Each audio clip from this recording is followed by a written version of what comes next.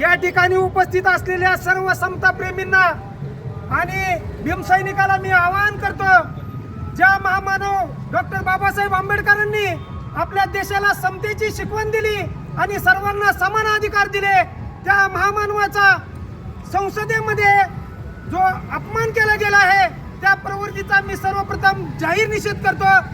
मला अमित शाह साहेबांना त्यांच्यावरती बोलण्याचा म्हणजे त्यांची उच्चता खूप मोठी आहे। ते एका संविधानिक पदावरती विराजमान आहेत आणि त्यांनी जबाबदारीने बोलावं हे सामान्य लोकांकडून अपेक्षित असतं। परंतु अमित शाह यांनी डॉक्टर बाबासाहेब आंबेडकरांची तुलना जी दैवताशी करून जे वारंवार म्हटले आंबेडकर आंबेडकर हे नाव वारंवार जपलं जातं, याच्याऐवजी जर एखाद्या देवाचं जर नाव घेतलं तर तुम्हाला मोक्ष मिळाला असता, अशा पद्धतीचं जे चुकीचं वक्तव्य त्यांनी केलेलं आहे त्याचा खरोखरी निषेध करावा तेवढा कमीच आहे।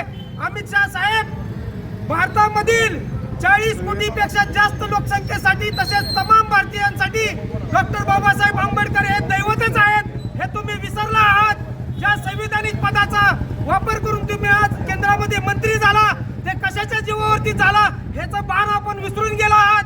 तर मी या प्रवृत्तीचा पूर्णपणे जाहीर निषेध करतो आणि दलित चळवळी मधून जे लोक मोठे झाले, विविध पदे भोगली, अशा व्यक्तीने अमित शहाच्या वक्तव्याचा साधा निषेध सुद्धा केला नाही, त्याचा देखील मी कठोरपणे निषेध करतो। जास्त काय नाही बोलता लोकशाही मार्गाने आज या ठिकाणी आंदोलन पार पडलेलं आहे।